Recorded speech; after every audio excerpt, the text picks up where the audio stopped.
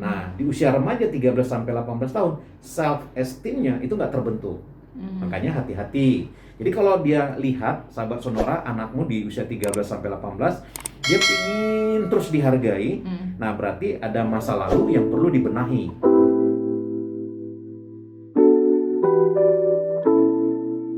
Jadi, sahabat Sonora, mulai lihat berapa usia anakmu.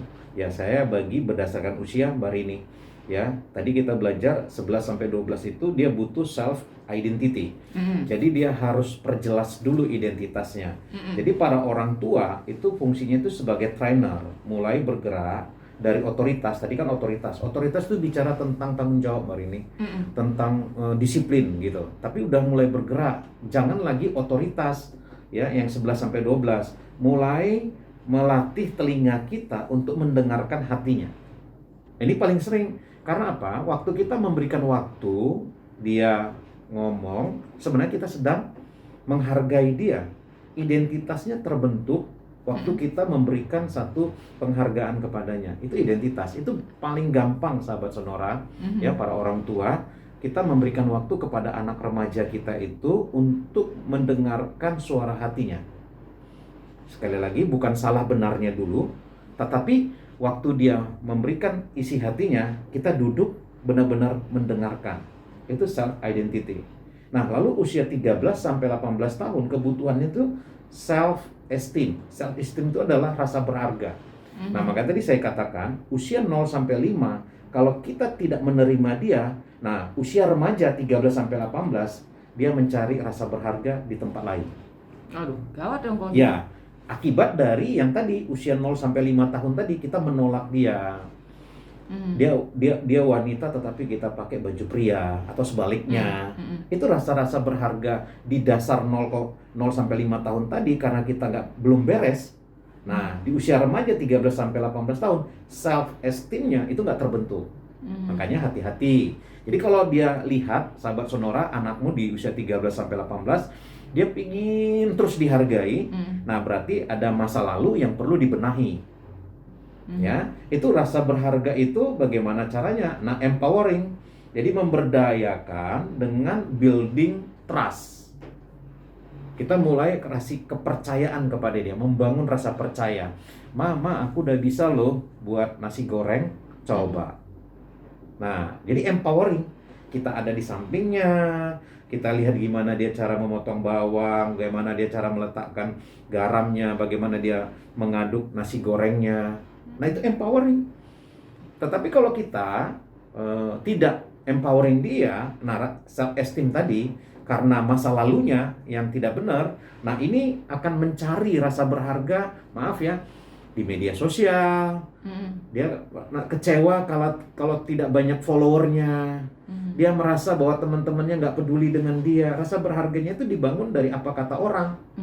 Nah, ini udah dia ngalami bahkan mencari rasa berharga, self esteem. Jadi sahabat Sonora, kalau anakmu remaja sekarang ya rasa berharganya tidak terbentuk oleh karena masa lalu dan sekarang baru mulai dia munculkan. Nah, bisa sebenarnya kita benahi di usia remajanya dengan cara apa? Seringlah duduk bersama, berdiskusi, dan dengarkanlah suara hatinya. Itu membangun self esteem kepadanya, ya. Jadi kita sebagai coaching, empowering, pemberdayaan, apa saja yang ada padanya, apa saja yang ada di tangannya, apa saja yang sudah dibuatnya, mulailah berdiskusi, mulailah memuji. Lalu kalau 19, di atas 19 itu udah mulai intimacy, dah relation. Nah, disitulah pengaruh kita. Kita nggak lagi menasihati dia, tetapi kita udah jadikan dia sebagai sahabat, sebagai orang yang memang kita butuhkan untuk memintai pendapat.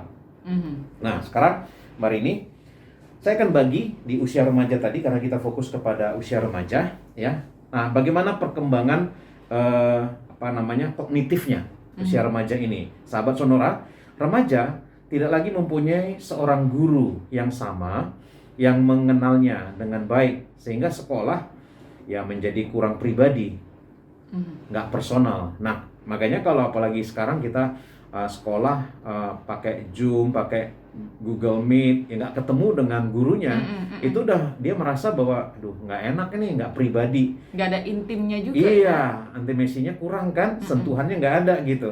Ya dia itu perkembangan kognitif memang seorang anak remaja. Dia butuh pribadi, personal. Jadi kalau misalnya itu tidak didapatkan dari sekolah, dia merasa bahwa sekolah kurang menarik, di rumah bisa dibuat. Jadi banyaklah personality waktu-waktu bersama dengan dia. Lalu perkembangan kognitif yang lain adalah bertambahnya penekanan pada prestasi akademik. Ya, ini akan membawa tekanan tersendiri padanya. Nah, saya ngalami, anak saya remaja SMA kelas 1 sama SMP kelas 3, laki-laki. Jadi karena tekanan-tekanan akademik, ini bukan hanya bicara kurikulum sekolah Mbak Rini, sahabat Sonora, tetapi dia mulai membandingkan dirinya secara akademik dengan temannya. Memang kognitifnya begitu. Dia kenapa bisa ya? Kenapa nilainya segini ya? Apalagi kalau sekolah yang membuat rankingan. Dia kenapa bisa ranking sendiri? Padahal dia kayaknya tahun lalu kayaknya nggak lebih baik dari saya. Nah itu tekanan secara anak remaja itu bisa jadi depresi. Nah kita mendudukkan diri kita lebih rendah daripada teman kita. Nah itu suatu tekanan itu secara akademik. Lalu secara kognitif juga proses pertumbuhan otak itu mencapai kesempurnaan, khususnya frontal lobe-nya. Jadi gini, usia remaja itu sebenarnya usia dari sisi perkembangan otak itu menuju kesempurnaan. Nah makanya hati-hati, remaja itu mampu berpikir operasional formal. Artinya gini, operasional formal, berpikir lebih abstrak. Dia bisa menguji hipotesis, misalnya Mbak Rini bilang, kayaknya Mama temukan bahwa kalau garam disatukan dengan tomat, gitu-gitu, hipotesis, dia bisa mempertimbangkan apa saja peluang yang ada. Jadi dia bentuknya bukan hanya melihat, tetapi dia juga bisa melakukan hipotesis yang mungkin kita keluarkan dari orang tua atau pendidik. Dia selalu bilang gini, Papa kayaknya pendapat Papa itu nggak benar. Nah itu biasa, itu perkembangan secara kognitif anak remaja. Jadi dia nggak hanya melihat lagi, tapi dia bisa melakukan seperti apa yang kita lakukan. Dan kalau kita ngalami perbedaan dengan apa yang dilakukannya, jangan langsung dibilang berbeda, jangan langsung bilang kayaknya punya mama yang benar daripada punya kamu. Enggak, jangan.